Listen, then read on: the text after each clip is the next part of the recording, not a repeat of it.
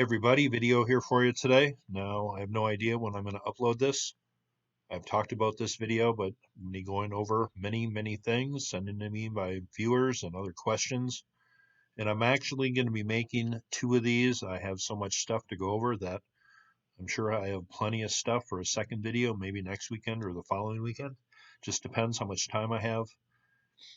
And the first thing I want to talk about, there is maybe a few misconceptions about me. I have not talked about myself in a video for a long time. I think I went on a walk in the neighborhood a few months back during the quarantine and just mentioned a few things. But I think the misconception is out there about me that I'm some sort of ancient history guy in my real life. I'm like an author or a researcher or something to do with ancient history besides my YouTube videos. And that really can't be further from the truth. Besides my YouTube videos, when I'm out in real life, I have nothing to do with ancient history. And I put all of my research and interest into my YouTube videos. I don't go out, touring ancient sites or writing books or doing papers or anything like that. In fact, my friends who know me well, uh, have rarely heard me talk about ancient history. And they don't think of me as the ancient history guy, nor would I hope that they would. Some of you might think that I'm a very serious person, very studious type of person, and that also couldn't be further from the truth. My friends certainly don't think of, of me as a serious person in no way, shape, or form.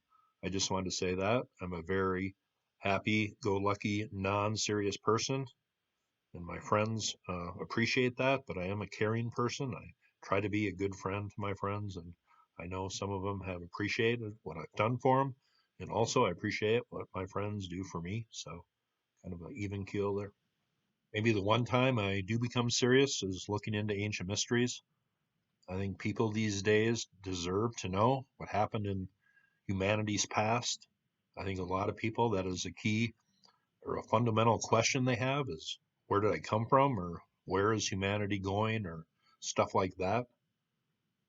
Where we come from could give us a lot of clues into where maybe we should direct our paths in the future.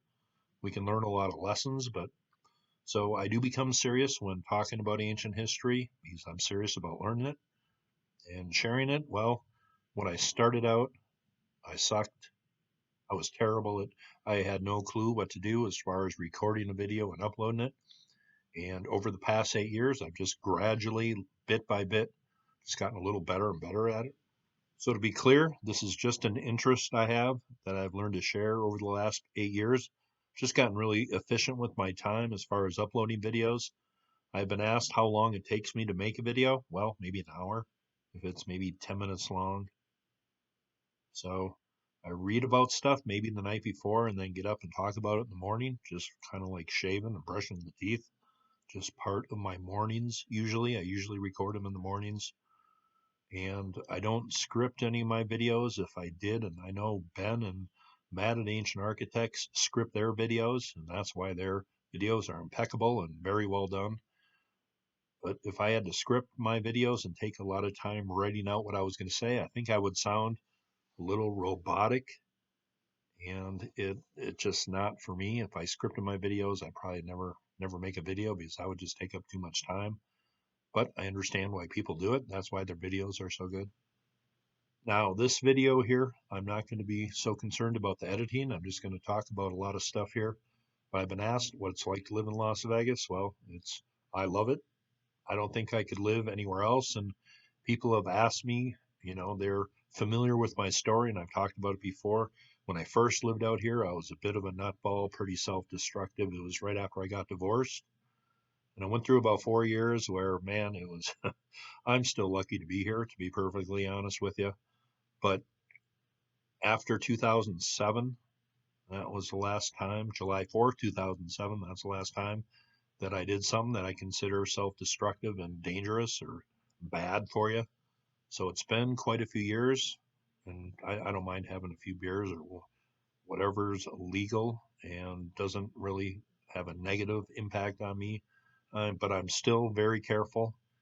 So Sometimes I have said before in the past that looking into ancient history took up the time that I used to destroy myself when I was angry and a much different person, self destructive. So maybe even today, I still look into things so I don't have as much free time out here. And I put my free time into things that are positive instead of self destructive. And I wasn't too cool of a person for about 4 years. And I know some of my friends today really can't see that. One of my friends said, well, it was just a phase. Well, it was a little more than a phase. Some people say that they struggle with drug addiction. Well, I didn't struggle with it. I was quite good at it. Thank good, I turned it around. And as I said, for about 13 years, I've been a good boy. I also had more than a few questions asking me what my connection is with Dendel, who I feature singing on my channel. She's just a good friend, somebody who I can talk with about anything, like any good friend would be to any person. And we just see eye to eye on a lot of things and appreciate her friendship. And I'm looking forward to hearing her sing real soon.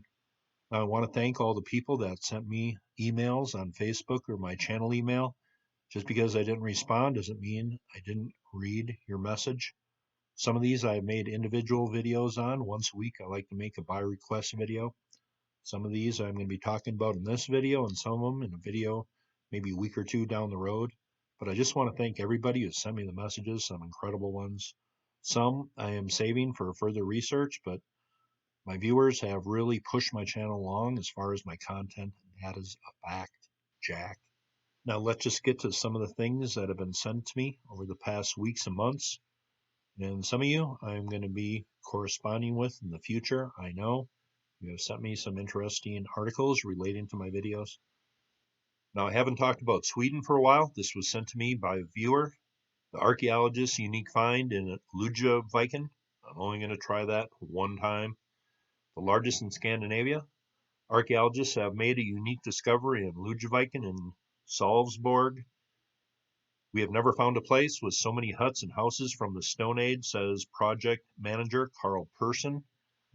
They have a video attached here, but this is a pretty remarkable find. It just proves that no matter where you are, down deep in the earth, there might be remains of a settlement that goes back thousands of years. They found about 60 Stone Age homes dating back about 8,400 years here. This is a pretty cool find. I really appreciated this being sent to me. I was going to make an individual video about this, but wanted to share a few really unique finds today in this video. Here are some of the things they unearthed during excavation here. Pretty unique finds dating back to the mid 6000 BCs here in Sweden. Here's another very interesting story that was sent to me by a viewer, Blue Babe. I'm familiar with Babe, the Blue Ox. I've been to Paul Bunyan Land in Brainerd, Minnesota. I think they drove by that in the movie Fargo. But Blue Babe here, let's read about this. It says, very old bison. Eric Grangvist, chief head taxidermist for the Zoological Museum, University of Helsinki, Finland, works to restore the remains of a bison which died 36,000 years ago. The bison was preserved in permafrost until discovered 3 years ago, and this is a very old article. I think this came out on maybe anniversary of when it was discovered. But here it says July 2014. It's been 30 years since the Museum of the North unveiled a startling display in the Gallery of Alaska. Blue Babe, a 36,000-year-old mummified Alaska steppe bison, has been preserved in the interior permafrost since the Ice Age. Gold miners discovered the specimen in 1979 and donated it to the museum. Collagen from the animal's well-preserved skin was originally dated to 36,000 years ago in the 1980s, but that number will soon be a much more precise understanding of this celebrated specimen. It says claw marks on the rear of the carcass and tooth punctures in the skin indicates that the bison was killed by an Ice Age American lion. The bison appears to have died during the fall or winter. When it was relatively cold, the carcass probably cooled rapidly and soon froze, which made it difficult for scavengers to eat. Several years after the bison was discovered, a taxidermist from Finland arrived in Fairbanks to restore the specimen for exhibit. After treating and tanning the skin, he constructed a foundation to mount it. The skull and bones have been preserved as part of the museum's Earth Sciences collection. So that is a pretty cool story. And once again, I will leave most of these links below. That is a bison coming from 36,000 years ago. Maybe with some new ways of discovering things, new technology, we can answer some questions about the past. Or maybe get some more logical answers to the past than what we have been given as far as the standard model of history. This is a video I did in December. Clovis wiped out the megafauna, debunking history. And personally, I think American lions, as was mentioned, that killed this buffalo, I think they killed more humans than Paleo Indians killed American lions. That's just my thought. But to think that Paleo Indians swept down and took out all of these giant animals at once, and some of them are pretty ferocious. Some of them would they have even hunted, but we have had giant armadillos almost the size of a small Volkswagen, camels, other things. They took out all these animals all at once, these giant megafauna. Personally, I think it's absurd and ridiculous. When you really, really think about it, this is something I think is going to be overturned as time wears on and more people are going to get hip to the fact that something really devastated happened 12,800 years ago and 11,600 years ago. That Younger Dryas period wasn't pleasant at all. I mean, I think people really, there was a drastic decrease in the human population at this time. Some of these species have been around for hundreds of thousands or millions of years. And then just about 12,000 years ago, and that's very recent, it all ended just like that. So, what really happened? I think we need to get to the bottom of this. I think this is one of the most important stories being researched today. There were certain things that never made sense to me about the Clovis wiping out the megafauna. I mean, just think of millions of animals, they wiped them out pretty much all in a geological moment. Does that really make sense? But I went over the evidence, and if millions of animals were killed, we should have tons of evidence. So, how many megafauna species are actually attached to Paleo Indian hunting? If there was millions of animals walking across North America, what do you think? If you remember this video, is it thousands of them or hundreds of them or a few dozen of them?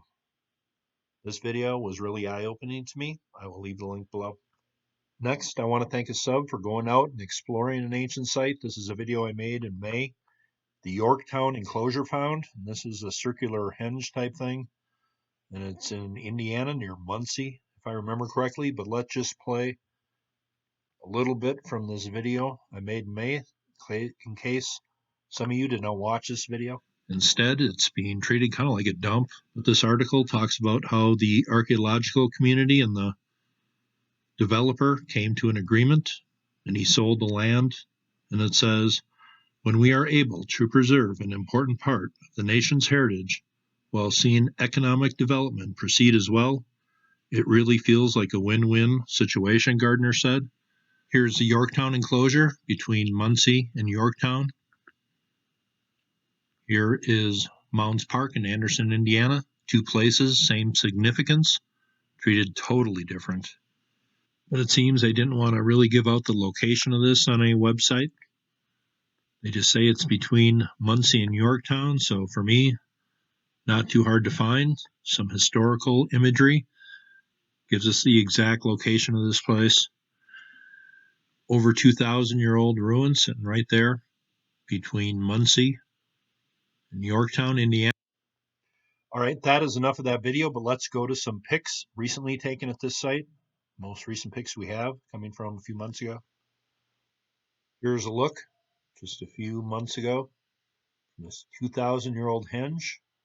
The condition of it seems they wanted to preserve this and make it a park, but not much seems to be going on. And the person who I got these pics from, Jeff, I want to thank you again, but he says barely any people in this area know about this place.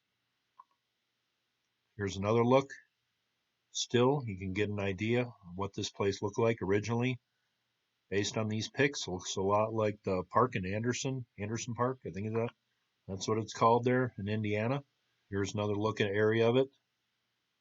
Seems they were doing astronomical observations from the top of the central mound, looking over the top portion at the horizon of the outer hinge. That's the way they were doing ancient astronomy back here. But this site seems pretty lost and just kind of forgotten about and kind of sad right here. I want to thank Jeff for sending me these pics. These are the kind of videos I like doing in my Ancient America series, stuff that people really haven't heard about before or it's kind of lost and forgotten. Here are some looks from the site today. Is this preserved history or forgotten about history? Well, maybe the people here would be interested in this if there was a sign up, maybe a little park, some historical information, something. Shouldn't have to leave it up to a guy sitting on his ass in Vegas to tell you about this shit. Maybe if a city council or the people that own this property were pressured a little, they might do something about this. You sent me a few pics of the garbage that are still on the site. And this right here, I believe, I featured in my video a pic of this, and those pics were over 4 years old, I believe. I could be mistaken, but this site, it appears to me, deserves a little more respect. Now, speaking of ancient America, got this from a viewer. This comes from Michigan.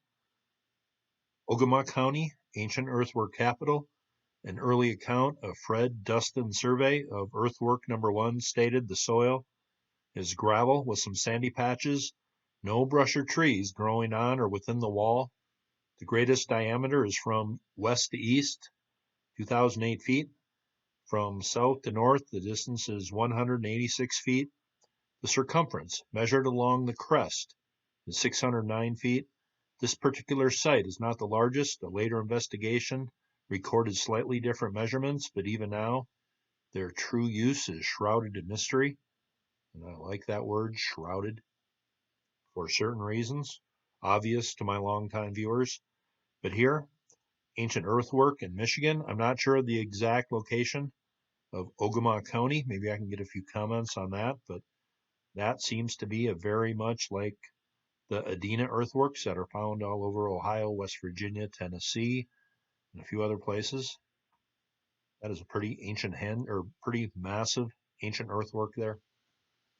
I had questions about this place sent to me by a few viewers here. The Blythe and Talios, these are large rock carvings done in the earth here, where some portion of the gravel is removed to reveal the darker surface below.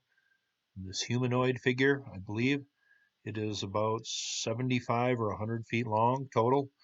I'm not looking into these. I'm just speaking off the top of my head to this, but I have done videos on this. This is pretty cool. This is an area of the desert that Patton used for bombing training, I guess, during World War II. There are other things carved in the ground out here. I know some of them are right nearby, but I don't think you can really see them on this pic. But there are things such as animals, and there is one serpent with a coiled tail, very reminiscent of Serpent Mound, found right next to this figure in the desert here. Blythe and Talios, that is the name of this place. Now, my curiosity got the best of me, and I know I'm popping up and not appearing in some of these, but I don't want to burden you with my mug in the frame here for too much. But right down here is this large, I guess a geoglyph would be the correct description of this. This is about 95 feet long, about 29 and a half meters long. So that is a large geoglyph, and right down here by it, you see there is an animal right down here, and also there is a serpent here with that tail that is reminiscent of Serpent Mound, coiled tail. The 3 coils, what does that represent? Does that say we are the 3rd rock from the sun? I don't know. Here's a look at the Blythe and Talios from the ground level here, found in Southern California here in the desert. People were all over the place in ancient America. Just a little more ancient America. I had a message. Chuck, I'm from Bloomington, Minnesota. I heard you grew up here. Are you aware of the Indian mounds in Bloomington? And I know there is some by Indian Mound Elementary School. I believe it is right in this area where 9 Mile Creek goes into the Minnesota River down here. I think it's right here. Mound Spring Park. Nope, that's where it is right there. I know there is an ancient Indian village right there. And I know there is a mound right down in this area, right down here. By the way, Randall Carlson, you might have heard his story at Flying Cloud airport. I mentioned this in a video a long time ago, but that is where Randall in 1969, peering over the Minnesota River Valley, got some pretty significant revelations that influenced his life. Well, I'm not going to say when it was, but probably in the 80s sometime. I might have been working at this golf course, looking out at the Minnesota River Valley down here, wondering the same things Randall did. I think there is an Indian mound right down here. This is old Shakopee Road right here. There was an Indian village right in this whole area here. Only a couple of them still remain, one good sized one right here, right in these people's front yard here. Good sized mound. I imagine this was much bigger and much more impressive when it was originally made here. That is one of many mounds that are near the Minnesota River, and that is right down here off this embankment, right, probably in the backyard of these people's homes here, off of Old Shakopee Road, which used to be an old Indian path or trail that went for miles and miles. One more on ancient America here, sent in from a viewer.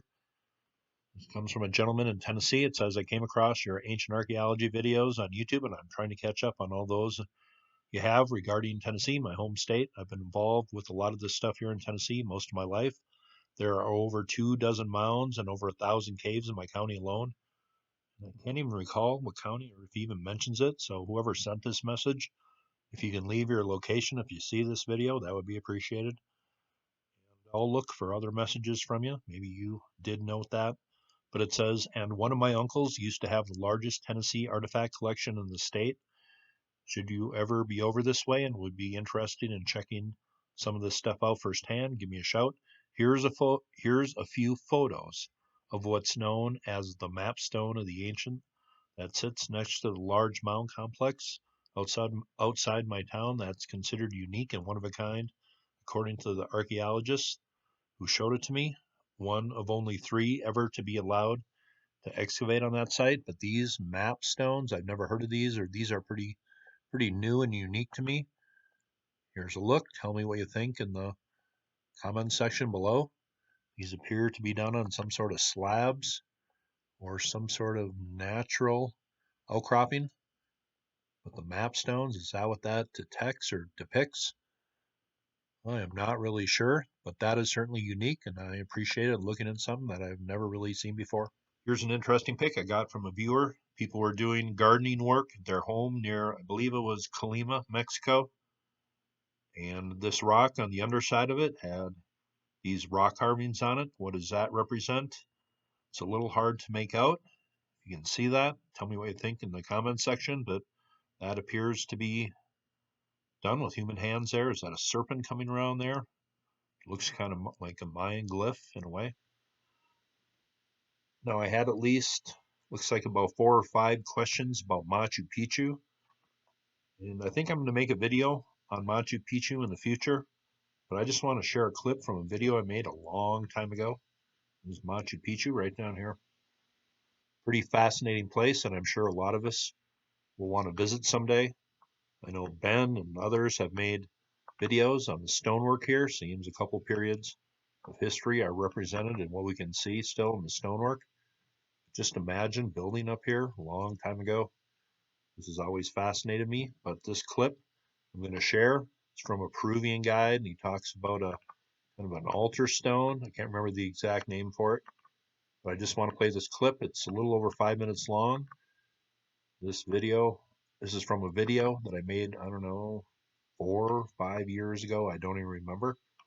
When you make over 1,900 videos, your memory gets a little hazy. And I'm not editing this video hardly at all, but right down here, let's take a listen to what our Peruvian guide was talking about. This is from a shareable video I did about 4 years ago. It's pointing to the 4 directions, the base, and the base where it is, which is this kind of table.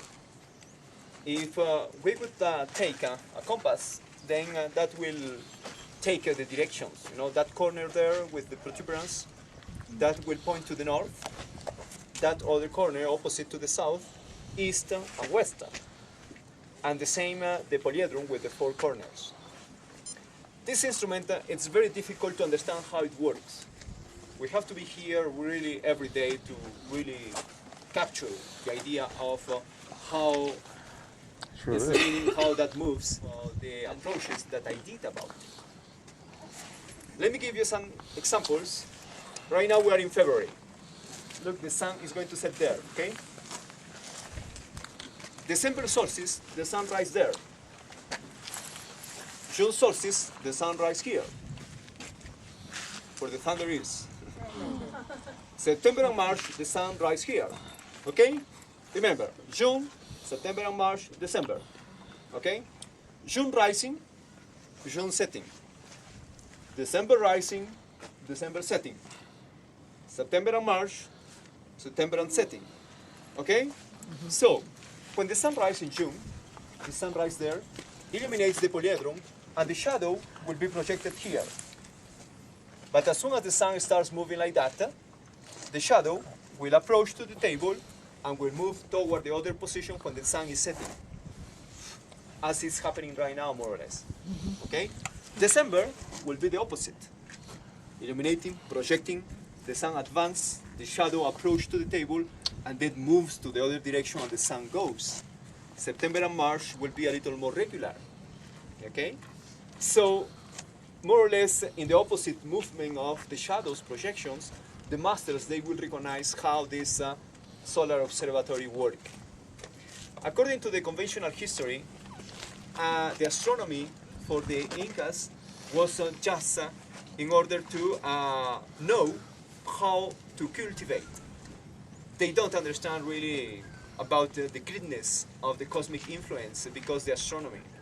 That was, oh, you know, they created their observatories to know when they have to plant. Yes, this is ridiculous. You know, this is the secondary aspect. And everybody, if a society can create an observatory like that, it's because they know already how to plant. They don't need that. That will be for another kind of connections. Okay? To the south, we have a throne. This is a throne, because the masters will be watching toward that position and also directing in order to control better this place to work. But this is not isolated. This works with something else. And for that, I want to invite you to approach here. Come a little closer there. Just come around here. Okay. Yep, 2, 3, 4.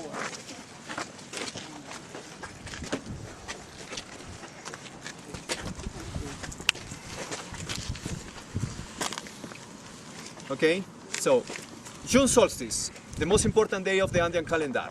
The sunrise, and because the position of the polyhedron, the sun does not illuminate the person that will be here. Imagine a priestess or a priest just here. This is a group of 7 steps. I am in the number 5. This is the 7, I am in the number 5. So the priestess will be here, and as soon as the sun rises, the sun will touch the polyhedron. And it will be a moment that the sun ascends a little more, and the rays of the sun will go over the polyhedron, and the ray of the sun will come here to the forehead to create a solar initiation, June 21st. In that moment, this priestess will be awake to another level, to another solar initiation. After that, the sun continues ascending, and this first illumination comes down, until the moment that the sun arrives to the level of the heart. In that moment, the 2 little circles that are here, you see that?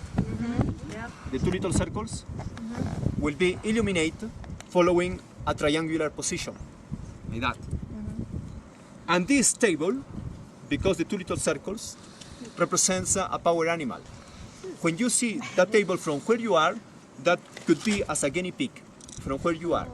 But when I see this table from my side, this transmits the energy of a puma, which symbolically, after the priestess being awake, being initiated or reinitiated by the sun, then will awake the power animal to join this master in all this work. In 1992, after being here for many years, I was really in touch and understanding that much more need to be here. And then I discovered how that was working. Here you have in the pictures how the sun illuminates the forehead. Okay, the sun illuminating the forehead. Cool. Okay, the sun touches the forehead of the person that is here, and after that, the sun touches the heart level and the two little circles, okay, which will be the power animal awakening in that day, June 21st, which is a solar initiation, an amazing phenomenon that is produced in this place. Now here is one site that I've had at least 4 questions on. Have you ever done a video on Chacaquero, Peru's other city in the clouds? And I've never talked about it, but I did make one video here, Set the Music. I do that once in a while. This gives you a look at the site. You can kind of form the picture in your own mind, what's going on. But this is up at a high elevation, kind of like Machu Picchu. So for new subs or people that just may have missed this video or want to watch, let's just play a few minutes from this video, Peru's other city in the clouds.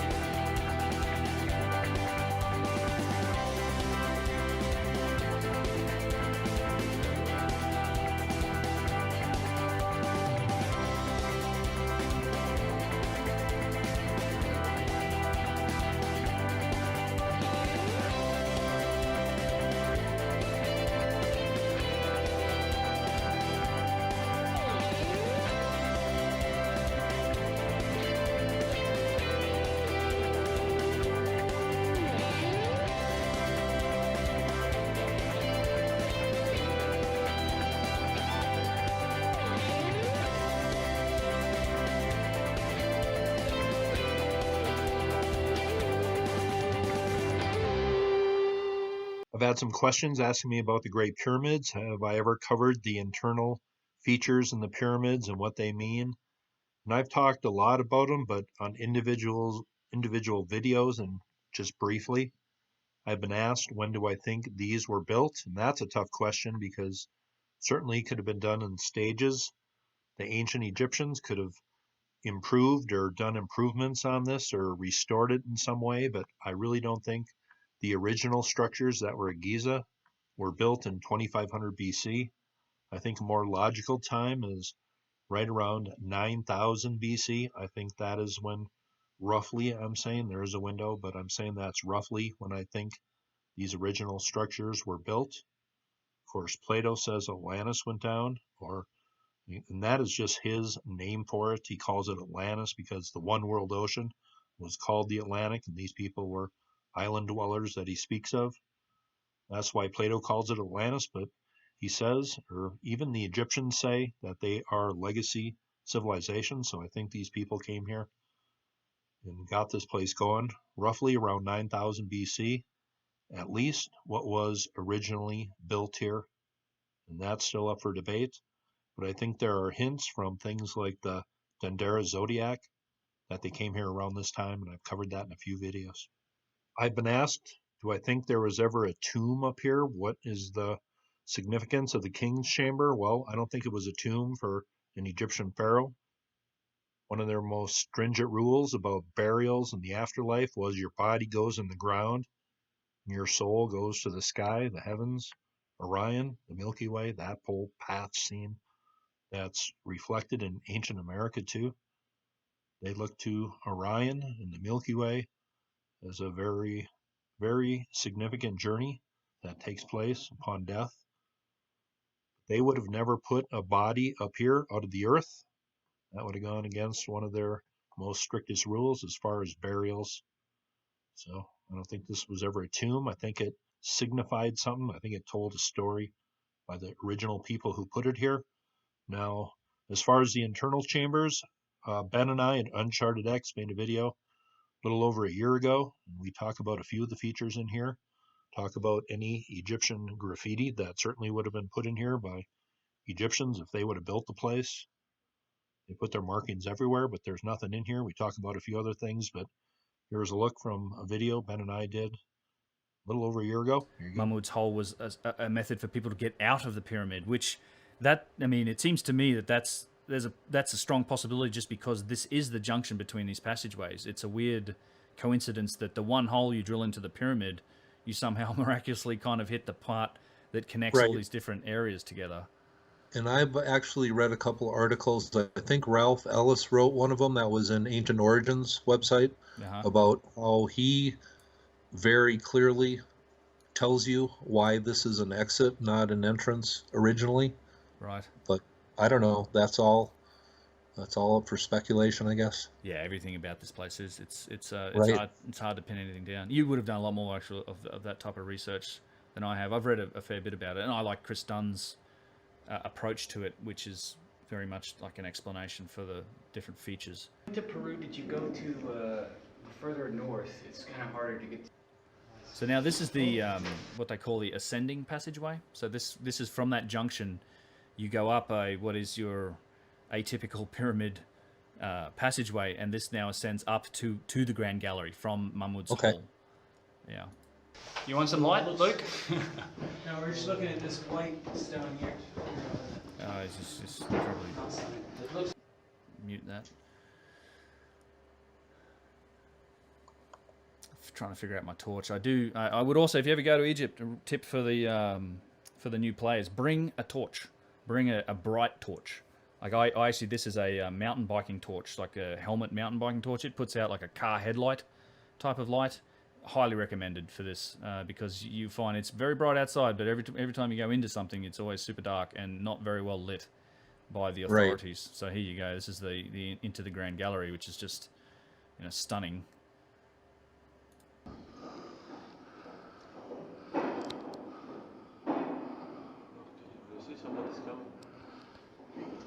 Sorry. Yeah, we just had to pause. There's some other people coming. So that now up in this area or anywhere, do you see anything that would even be considered graffiti from the dynastic Egyptians? Not from the dynastic Egyptians. There's plenty of graffiti from other people. I've seen a lot of that. Yeah, but nothing in here. No, nothing that I've seen. It's really bizarre how there's this absolute lack, and we can talk about when we get to the end of the Grand Gallery. We can talk about the one piece of what they say is hieroglyphics in there, but I think there's a decent chance Howard Weiss had it done too. There's nothing. From what I understand, and you probably can tell me whether I'm right or wrong, but wasn't the outside just covered in glyphs? Wasn't the original casing stones just either plastered over and covered head to toe in hieroglyphs? That's kind of the legend of the place, and there's legends of this place, and then how much do the legends relate to true history?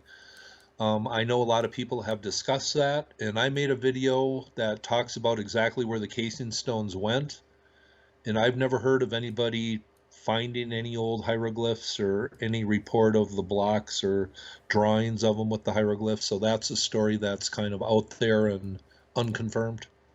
Right. Well, for sure, I can tell you there's nothing on the inside, which is not the case in other places. Winesis Pyramid, obviously the pyramid Right. texts, and anywhere that was actually a tomb, the Valley of the Kings, a place I've also been. There is just everything they could get into was covered in writing. So which leads me to, and I obviously can't prove it, but one of my strong feelings about this place is that I don't think the dynastic Egyptians were able to get into the pyramid. I think it was there quite likely before their civilization arose, and it remained sealed up throughout their whole period. I mean, I think there's a good chance of that, because anything they could get into, they used as tombs. Yeah. I agree. And I think where they got into, they at least put some rough graffiti, like on the boxes at the Serapeum. Right. And I think that's where the term hermetically sealed came from. Yeah. Tomb of Hermes. Yep. At the end where I say a tomb of Hermes, I mean a symbolic tomb of Hermes, same as the Egyptian Thoth, a symbolic tomb of knowledge. Now to end it, I'm just going to talk about a few things sent to me recently, questions. More than a few people asked about this. A local story, but it has to do kind of with Egypt. Luxor, Las Vegas, demolition rumors spread. Insiders say days numbered for MGM Casino. Obviously, my favorite casino down on the Strip. I made more than a few videos down there. One pretty unforgettable one from October 2, 2017. But I made a video down there when my daughter was in town a little over a week ago. Let's just play that video I made down there. Hey everybody, just thought I'd make a quick video down here. I'm at the Luxor. My daughter's staying here. She arrived last evening with some friends. She actually allowed me a few minutes today to visit with her. That was nice of her. Check out those people up there. About 112 degree day. Doing some maintenance on the Pyramid Hotel up there. It's got to be a little toasty, but a lot better down here, a lot better atmosphere than it was on March 12th when I was here and there wasn't a soul in the whole hotel, and they were closing up shop for what would be about 3 months. But obviously my favorite place on the Strip. Just thought I'd give you a look around. It is real toasty out here. I think I'm gonna head back in, make sure my daughter isn't losing all of her money gambling. But just thought I'd give you a look down here. I want to thank Jay for this next story that was sent to me very recently. Florence, Alabama. On the Tennessee River here it says, a hexagonal mound found here, a pretty large one. This seems to be a story I should have covered already in my Ancient America series. But here is a website he sent, Indian Mound in Florence. There is a artist's replication of what it'll look like. But I will leave this link below. Here's a pic of the mound today. These ancient cities were found all over North America. I know I concentrated a lot on this video on Ancient America, but I will be making another one of these. I really have enough information sent to me by my viewers to do about a 4-hour video, so more of these will come.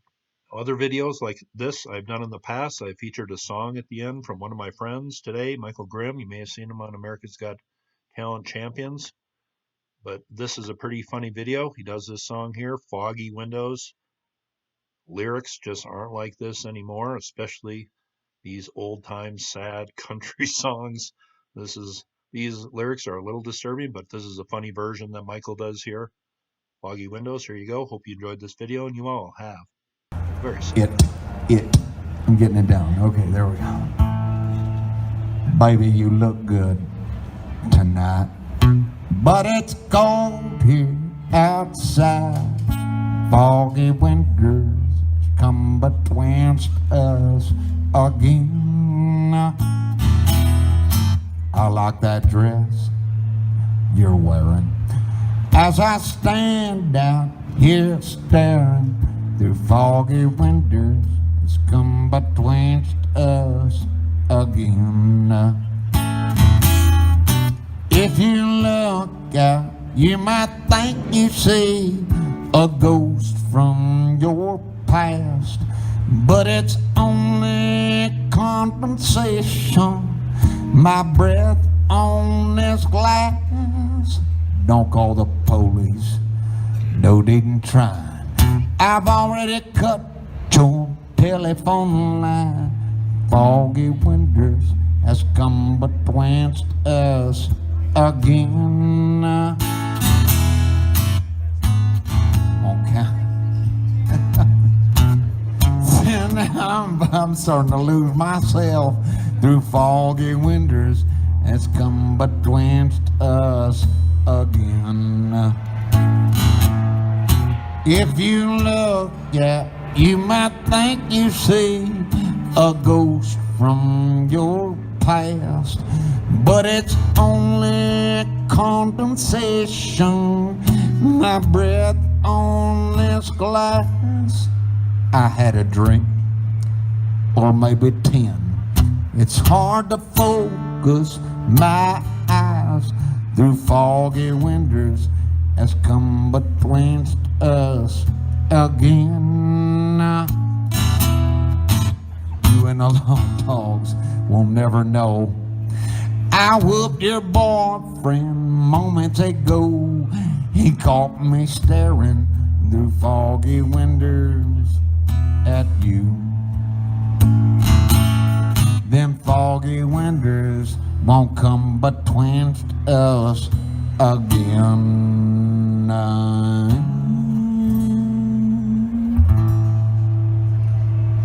And I might have screwed that up, but I had a few tonight. Thank you very much.